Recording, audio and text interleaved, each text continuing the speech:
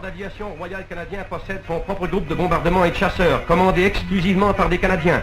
Il a 32 escadrilles outre-mer qui sont munies de l'équipement nécessaire à se maintenir au pas avec les innovations de la guerre.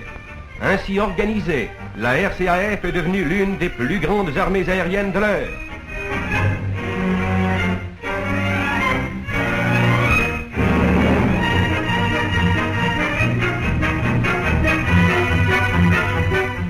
Entraînés à un travail de destruction, ces hommes peuvent s'adapter à tous les changements éventuels de la stratégie moderne. Bombardement de trains, envolés dans la stratosphère et coopération étroite avec les forces terrestres.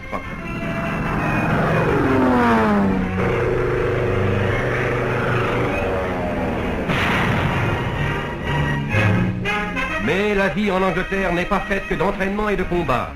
Les Londoniens ont pu s'en rendre compte quand la magnifique fanfare de la RCAF inaugura à Trafalgar Square la campagne de Wings for Victory en Grande-Bretagne.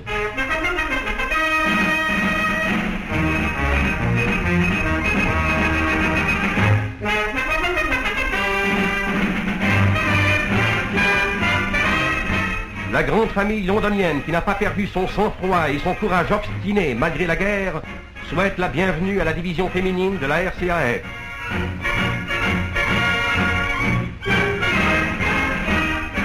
Nuit et jour, les aéroports du groupe de bombardement canadien sont bourdonnants d'activité. Toutes les nuits, les équipages de vol vont recevoir leurs instructions.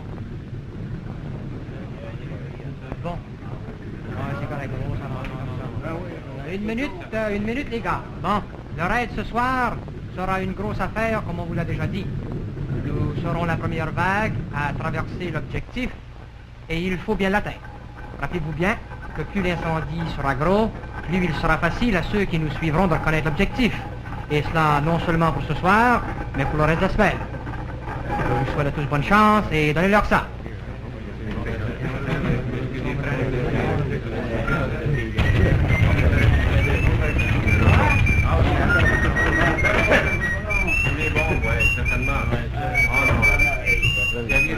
Les équipages ont reçu leurs instructions. Ils endossent leurs habits de vol, leurs parachutes, leurs ceintures de sauvetage et jettent un dernier coup d'œil sur leurs cartes. Avant de décoller, les pilotes canadiens ont les nerfs tendus dans l'expectative de la mission à accomplir.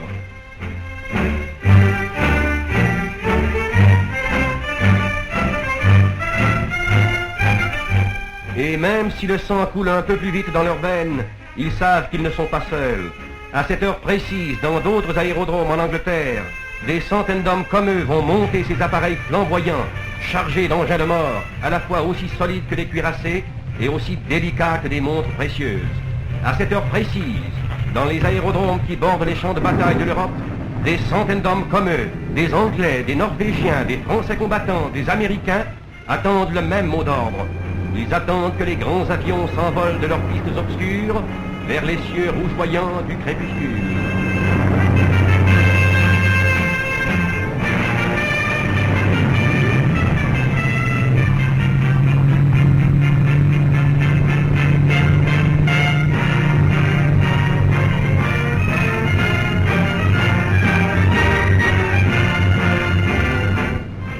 « 500, 1000 cargos de destruction vont bientôt fondre sur la forteresse chancelante de l'Europe.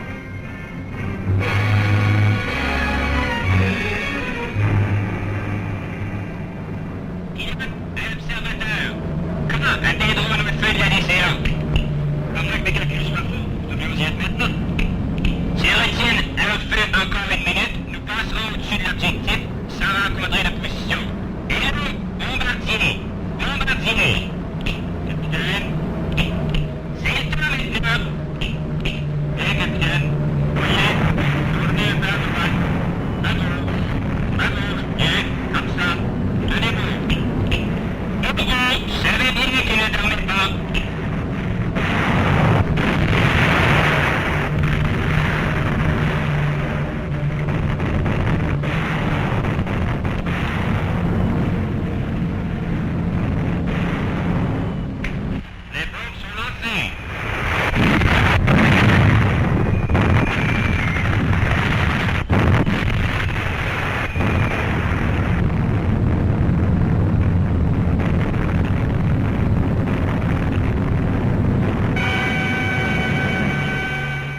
ne m'étonne pas, déclarait le ministre de l'Air canadien, l'honorable C.G. Power, que des milliers de citoyens de ces villes soient obligés de fuir. Ils ne savent plus où se réfugier. Notre principal but est de détruire à sa source même la capacité de l'Allemagne de faire la guerre. Notre aviation victorieuse continuera de s'en prendre au cœur, à l'esprit et au corps même de l'Allemagne.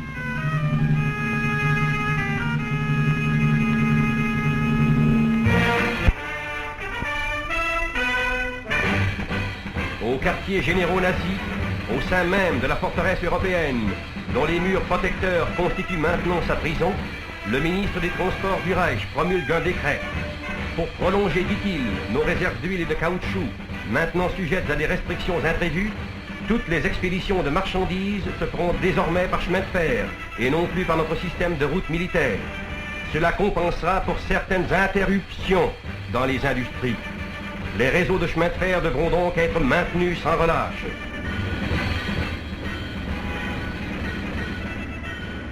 Et c'est ainsi que dans tous les coins les plus reculés de l'Europe, les usines de locomotives doivent travailler plus que jamais pour répondre aux demandes pressantes du Reich sur ces chemins de fer vacillants.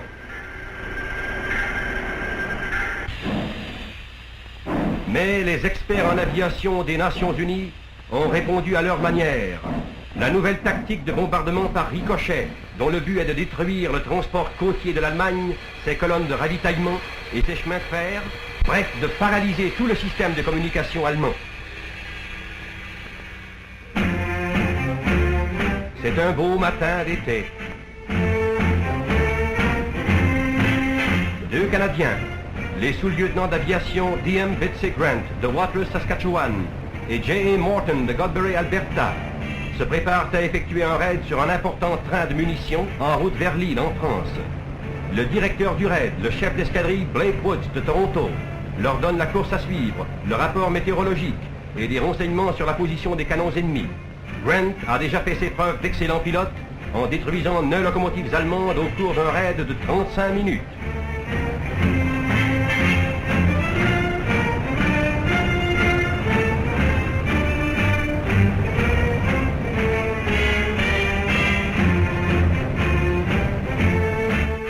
Le temps est propice.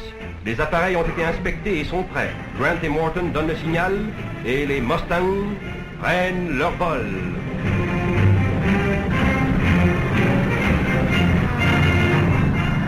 Tous les jours, des avions de la RCAF, des Mustangs, des Hurricanes, des Mosquito se répandent sur l'Europe pour anéantir les communications ferroviaires d'Hitler. Grant et Morton franchissent la Manche à faible altitude, presque en rase-mode, en direction de la France.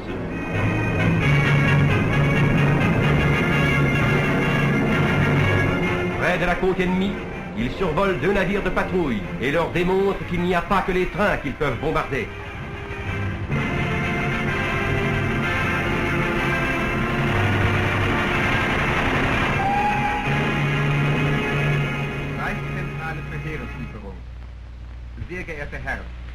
Office central d'approvisionnement du Reich.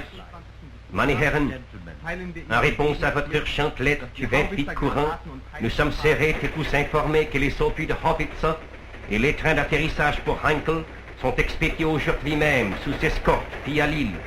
Ces expéditions remplaceront celles qui furent malencontreusement perdues en transit au début du mois. Chez Temer, votre dévoué, signé Heinrich Altmann, usine des Marchaux.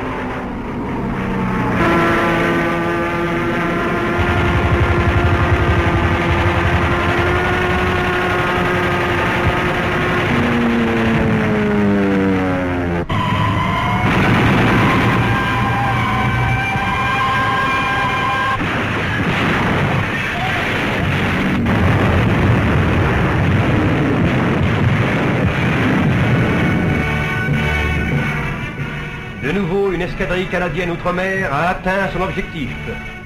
Vancouver et Fredericton, Yellowknife et Tadoussac, de Montréal et Winnipeg, Québec et Ottawa, de Calgary et Halifax, du Pacifique à l'Atlantique, les hommes et les femmes du corps d'aviation royal canadien travaillent sans relâche à rapprocher le jour de la victoire.